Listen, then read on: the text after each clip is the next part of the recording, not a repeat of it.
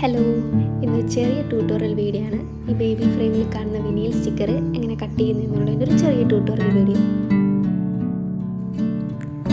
നമുക്ക് കട്ട് ചെയ്യാനുള്ള baby detail stickers ഞാൻ നേരത്തെ എഡിറ്റ് ചെയ്ത് വെച്ചിട്ടുണ്ട്. അപ്പോൾ നമുക്കിത് കട്ട് ചെയ്തെടുക്കാം. ഞാനിവിടെ കട്ട് ചെയ്യാൻ യൂസ് ചെയ്യുന്ന മെഷീൻ cricut എക്സ്പ്ലോർ 3 എന്ന് പറയുന്ന റേഞ്ചിൽ വരുന്ന മെഷീൻസാണ്. നമ്മൾ കട്ടിംഗ് മാറ്റിനായിട്ട് യൂസ് ചെയ്യുന്നത് സ്റ്റാൻഡേർഡ് ഗ്രിപ്പിൽ വരുന്ന മാറ്റാണ്, green colour.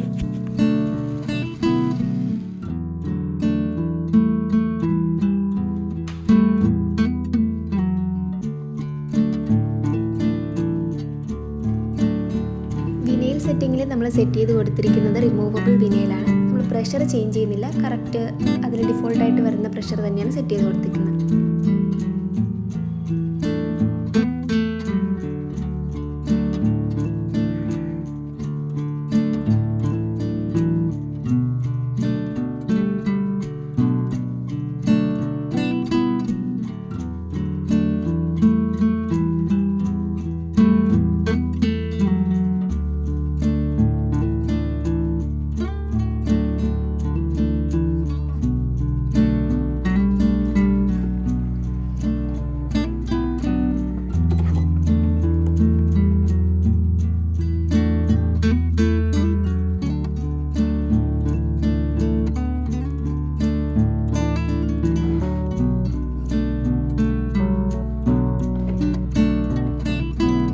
Vinyl sticker cut ചെയ്ത് കഴിഞ്ഞിട്ടുണ്ട്.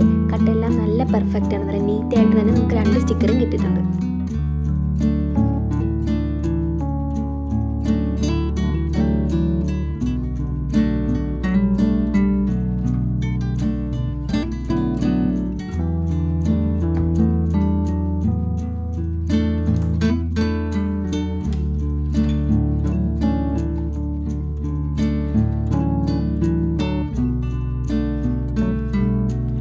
സ്റ്റിക്കർ കട്ട് ചെയ്യുമ്പോഴത്തേക്ക് നമുക്ക് ഏറ്റവും കൂടുതൽ ടൈം എടുക്കുന്ന ഒരു പ്രോസസ്സാണ് ഈ വീഡിങ് പ്രോസസ്സ്. അത്യാവശ്യം ടൈം കൺസ്യൂമിംഗ് ആണ്. നിങ്ങൾ സ്റ്റിക്കർ കട്ട് ചെയ്യുന്നവരാണെങ്കിൽ നിങ്ങൾക്ക് കറക്റ്റായിട്ട് അറിയാമായിരിക്കും, ഒരുപാട് ടൈം എടുക്കും ഒരു വലിയ സ്റ്റിക്കറൊക്കെ നമുക്ക് വീഡ് ചെയ്തെടുക്കാനായിട്ട്.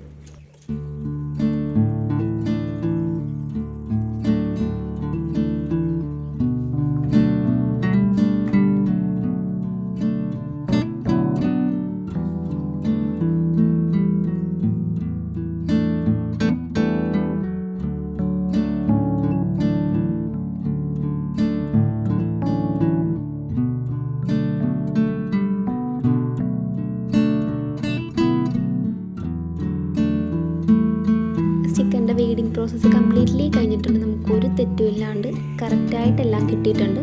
അപ്പോൾ നമുക്കിതിനി ട്രാൻസ്ഫർ ടേപ്പിലോട്ടാക്കിയിട്ട് ഫ്രെയിമിലേക്ക് ഒട്ടിക്കാം.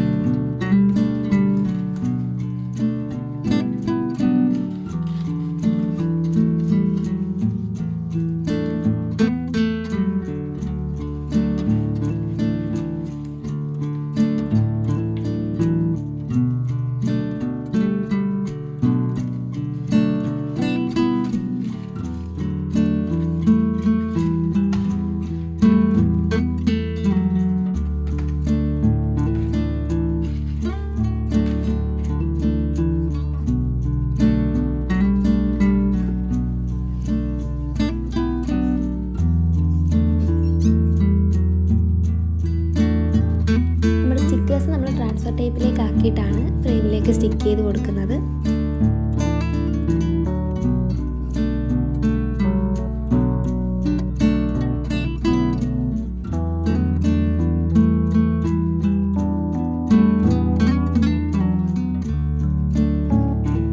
നമ്മൾ കട്ട് ചെയ്ത് വീഡ് ചെയ്ത് മാറ്റിയ സ്റ്റിക്കർ മാറ്റിൽ നിന്ന് പൊളിച്ചെടുക്കുമ്പോഴത്തേക്കും ഫസ്റ്റ് ടൈം യൂസ് ചെയ്യുന്ന മാറ്റാണെങ്കിൽ ഇത് വരാൻ കുറച്ച് പാടുണ്ടാവും.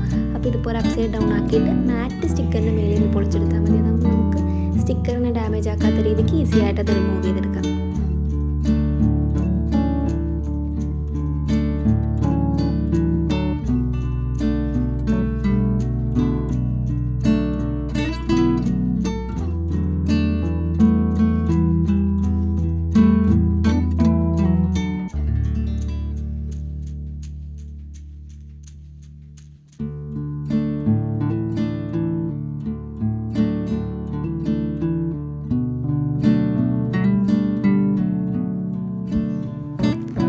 ഫ്രെയിമിൻ്റെ വർക്ക് ഇവിടെ ഫിനിഷ് ആയിട്ടുണ്ട്. അപ്പോൾ നിങ്ങൾക്ക് എന്തെങ്കിലും ഡൗട്ട്സ് ഉണ്ടെങ്കിൽ കമൻറ്റ് സെക്ഷനിൽ ചോദിച്ചാൽ മതി, ഞാൻ ക്ലിയർ